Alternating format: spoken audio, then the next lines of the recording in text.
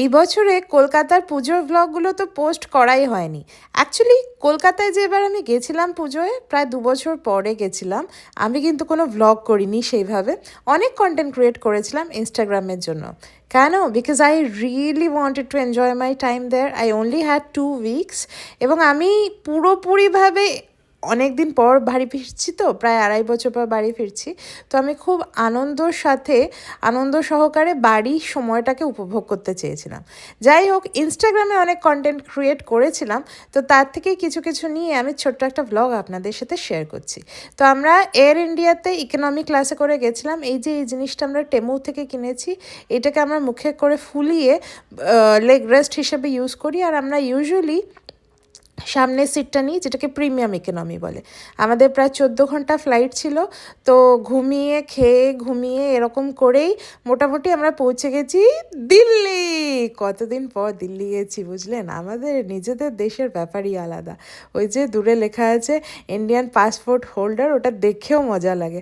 আর এই যে এই হাতগুলো দেওয়া আছে না দিল্লি এয়ারপোর্টে, এটা আমি দেখেছি যারাই বিদেশ থেকে ভারতে ফেরে আর কি, দিল্লি হয়ে যারা ফেরে, তারা ওই ছবিটা দেয়। তো আমারও খুব ইচ্ছে ছিল ওই ছবিটা তোলার। দিল্লি এয়ারপোর্টে নেমে মনের সুখে অনেক খাওয়া দাওয়া করেছি। তারপর সেখান থেকে আবার একটা ডোমেস্টিক ফ্লাইট নিয়ে আমরা এয়ার ইন্ডিয়াতে ফ্লাই করছিলাম।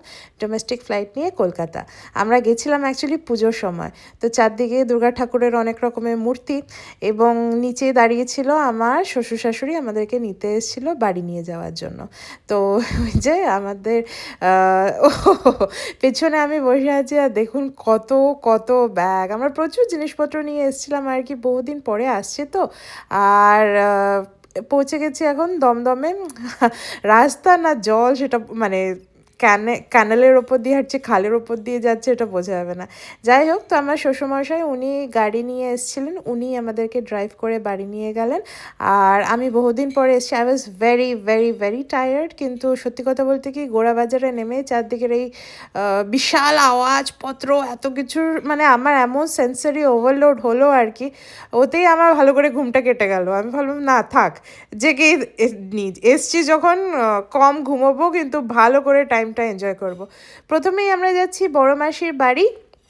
ওখানে একটি ছোট্ট বাচ্চা আছে, ওর জন্য আমরা কতগুলো খেলনা কিনেছিলাম, সেই নিয়ে যাচ্ছি। বড় মাসির বাড়ির সামনেই একটা পুজো হয়, তো ওই প্যান্ডেলটা হচ্ছে আর কি।